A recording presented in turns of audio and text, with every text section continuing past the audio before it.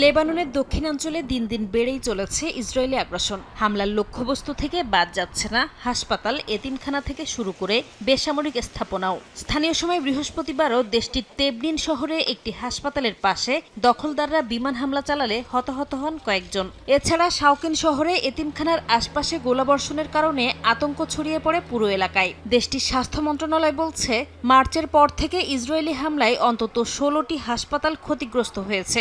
স্বাস্থ্যকর্মী সহ নিহত হয়েছেন অন্তত 116 জন।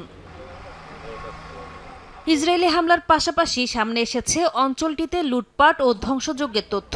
ইসরায়েলি দৈনিক হারেৎজে প্রকাশিত এক প্রতিবেদনে দক্ষিণ লেবাননে চালানো অভিযানে নেতানিয়াহু বাহিনীর বিরুদ্ধে ব্যাপক লুটপাটের অভিযোগ আনা হয়েছে। 5 সেনার সাক্ষ্যের ভিত্তিতে ওই প্রতিবেদনে কারণ ছাড়াই স্কুল, ক্লিনিক ও বেসামরিক স্থাপনা গুড়িয়ে দেওয়ারও অভিযোগ উঠে এসেছে। দক্ষিণ লেবাননে ইসরায়েলি বাহিনীর অবস্থান লক্ষ্য করে আবারও ড্রোন হামলার দাবি করেছে হিজবুল্লাহ।